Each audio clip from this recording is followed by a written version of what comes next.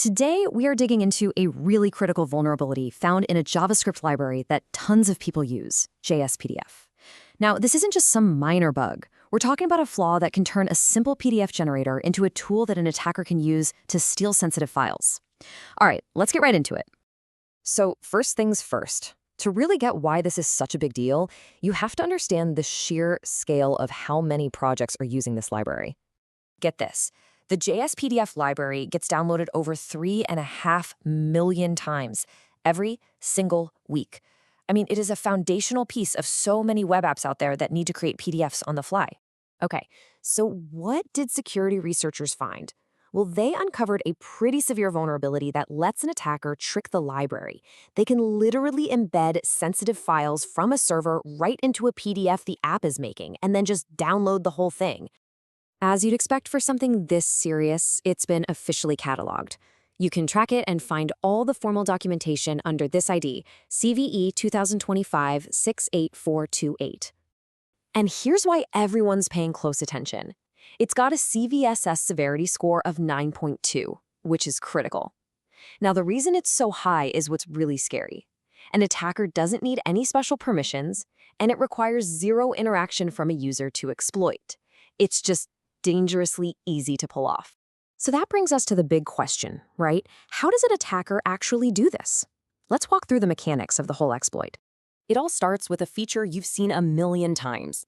Imagine an application that lets you generate a report or maybe a certificate, and it asks you to upload a profile picture or a company logo to stick in the document. Super common stuff. Okay, here's where it all goes wrong. When this is happening on a server running Node.js, older versions of jspdf will just blindly trust whatever file path the user provides for that image. It doesn't check it, it doesn't validate it, it just trusts it. So a savvy attacker thinks, what if I don't give it a path to a normal image file? Instead, they craft a request with a path that points to a sensitive file on the server itself, like a config file or maybe a file with secret keys. The Node.js process, which, has access to its own file system, just follows the instructions. It reads that secret file, embeds the raw contents of that file right into the PDF it's making, and then it sends it straight back to the attacker. Game over. This isn't some new, exotic attack, by the way. This is a classic vulnerability with a name, path traversal, or sometimes it's called local file inclusion. The whole goal is to trick the application into traversing out of the folder it's supposed to be in and letting you wander around the entire file system.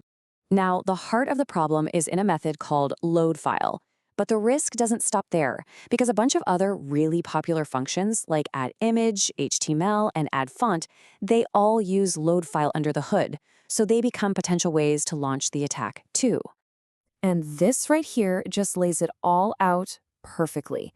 On the left, you see the danger zone. If that file path is coming from user input, like request.body.image path, it is wide open to this attack.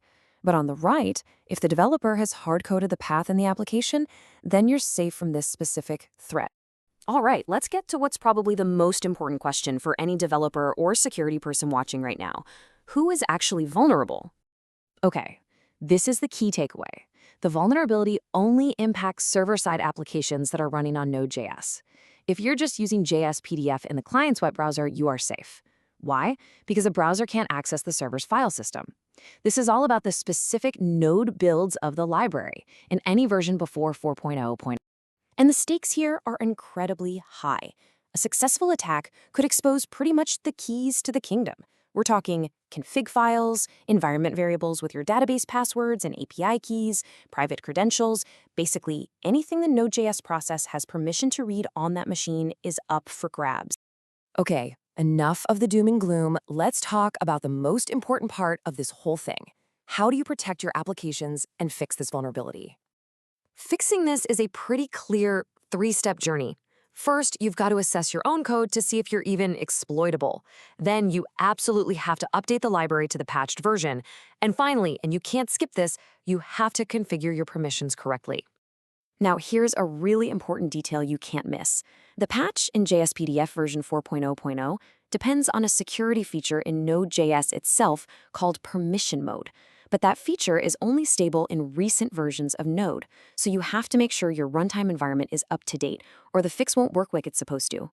And this brings us to one last vital point. Just updating the library is not enough. There's a common misconfiguration that can make the patch completely useless. The security researchers over at Endor Labs really put it perfectly in their analysis. If you update to the new version, but then you just grant your app super broad file system permissions to get it working quickly, you are right back at square one. You're still vulnerable. And this slide makes that point crystal clear. Using the -allow-fs-read flag to just grant access to the entire file system, like you see on the right with that asterisk, well, that completely defeats the whole purpose of the patch. You have to be specific. You have to grant read access only to the exact directories your app actually needs. And remember, when you turn on this permission mode in Node.js, it's not just for jspdf. It affects your entire application process. So you're going to need to carefully check all of its file system access. Things like writing logs, reading config files, to make sure you grant the right permissions without breaking other parts of your app. So the crucial takeaway here is that patching a dependency is only half the battle. Real security comes from understanding how the patch actually works and making sure your whole environment is configured to support it. Simply updating isn't enough. You have to do it right.